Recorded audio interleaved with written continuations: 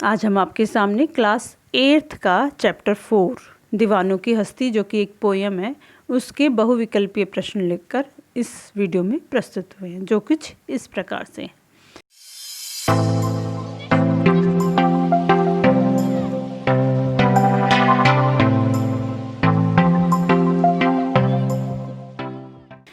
दिए गए विकल्पों में से निम्नलिखित प्रश्नों के सही उत्तर का चयन कीजिए। तो फर्स्ट क्वेश्चन है हमारा, दीवानों की हस्ती पाठ की रचना निम्नलिखित में से किसके द्वारा की गई है? पहला सूर्यकांत त्रिपाठी निराला, दूसरा भगवती चरण वर्मा, तीसरा रामधारी सिंह दिनकर, या इनमें से कोई नहीं। तो ये फर्स्ट क्वेश्चन है, फर्स्ट क्वेश्चन आपके लिए। नेक्स्ट क्वेश्चन, इसका आंसर आप मेरे कमेंट बॉक्स में डालना।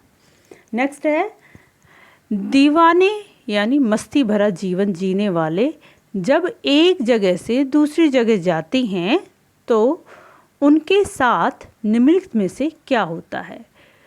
उनकी सुरक्षा देने वाला दल, या पुलिस का दल, या मस्ती का आलम, या फिर चिंता के बादल।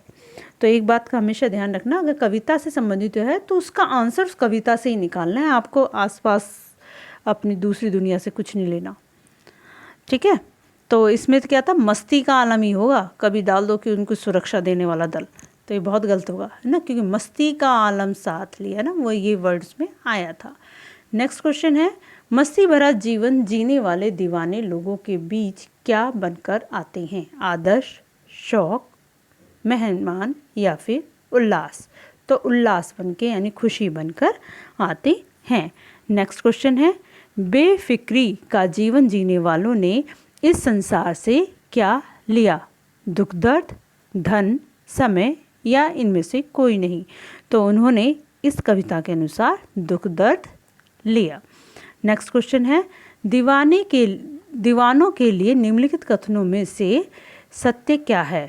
क्या पहला है, वे लोगों की खुशियाँ बांटते हैं, दूसरा है वे लोगों में धन बांटते हैं, तीसरा वे लोगों में धर्म का प्रचार करते हैं, या चौथा वे लोगों से धन मांगते हैं?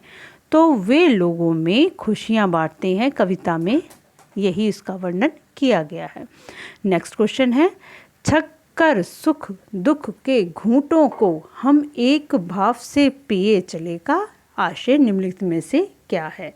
पहला है, वे सुख दुख को मिलाकर पी जाते हैं, दूसरा है वे सुख से बहुत खुश और दुख से बहुत दुखी होते हैं, नेक्स्ट है आपका, वे सुख दुख अपने पास आने ही नहीं देते, वे सुख दुख को समान भाव से ग्रहण करते हैं।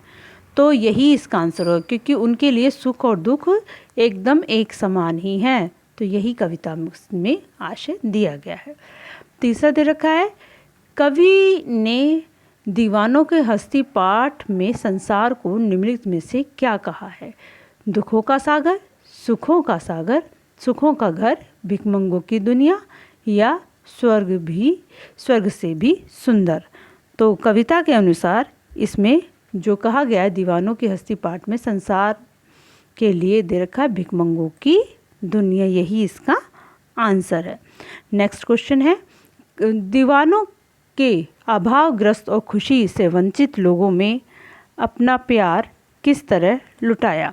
स्वच्छंद रूप से, या सुगंध के रूप में, या प्रतिबंध के रूप में, या आनंद के रूप में? तो स्वच्छंद के रूप में इन्होंने अपने प्यार को लुटाया है। नेक्स्ट क्वेश्चन है, दीवाने अपनी असफलता की निशानी किस पर लेकर चले? सिर पर, उर पर, पीठ पर, या फिर हाथ पर? तो वो होगा उर, और उर का मतलब होता है हृदय। नेक्स्ट है, दीवाने ने रुकने वालों के लिए क्या कामना व्यक्त की है? याद रहे, बर्बाद रहे, या चालबाज रहे, या फिर आबाद रहे? तो उन्होंने तो आबादी की ही जो नहीं कि आबाद रहे, यही उन्होंने कामना की है। नेक्स्ट है, उर शब्द का पर्यायवाची निम्नलिखित में से कौन सा है? मैंने अभी आंसर दिया भी था, उर का है उधर, या उदय, या उभय, या फिर हृदय? तो उर मतलब होता है हृदय। नेक्स्ट क्वेश्चन है, आबाद रहना मुहावरे का उचित अर्थ निम्नलिखित में से कौन सा है?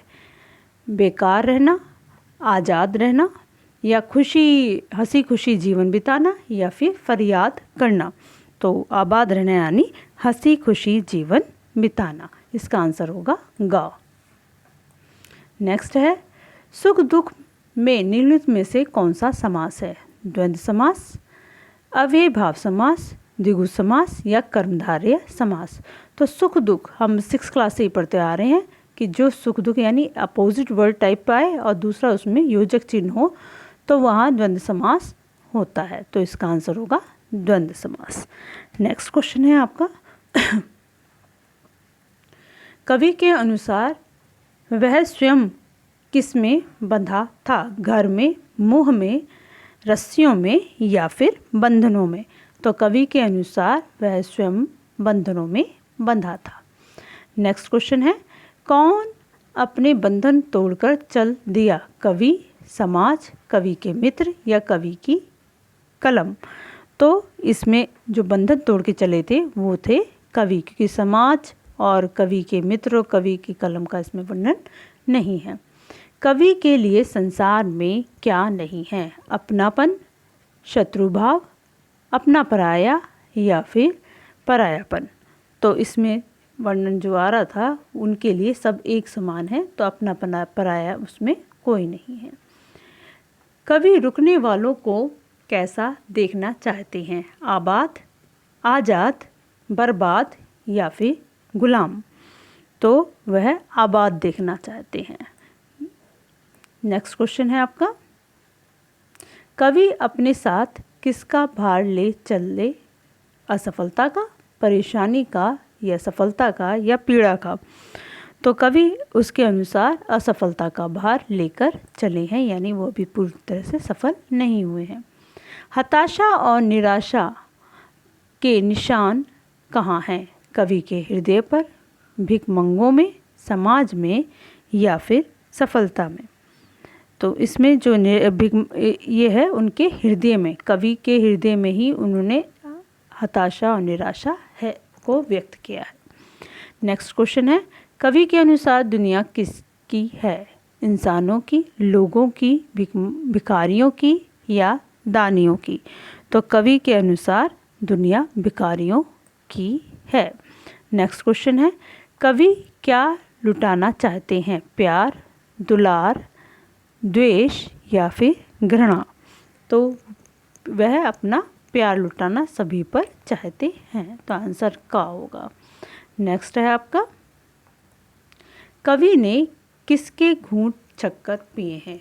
यौवन के, सुख दुख के, परिश्रम के, या सफलता के।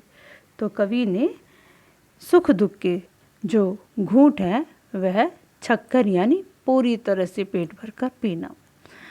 कवि ने किसे एक समान स्वीकार किया?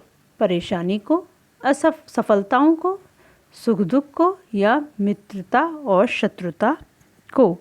तो कवि ने सुख दुख को समान रूप से स्वीकार किया है। नेक्स्ट क्वेश्चन है, कवि किससे दो बातें कहने और सुनने को कह रहा है? लोगों से, दीवानों से, अपने आप से, या भाई बहनों से। तो यहाँ पर आएगा लोगों से वह दो बातें कहने और सुनने के लिए कह रहा है। नेक्स्ट क्वेश्चन है, कुछ हंसे और फिर रोए से कवि क्या कहना चाहता है? पहले सुखी हुए और फिर दुखी, या कभी दुख नहीं झेला, या हमेशा परेशान रहे, या सुख दुख का सामना किया।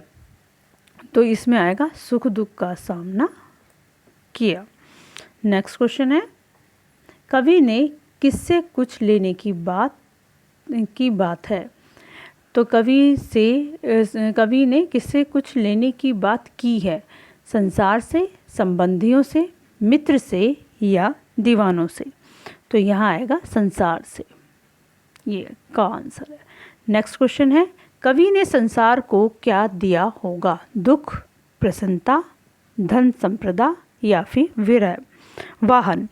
तो इन्होंने क्या दिया है? संसार को इन्होंने प्रसन्नता दी है कवि ने। नेक्स्ट क्वेश्चन है,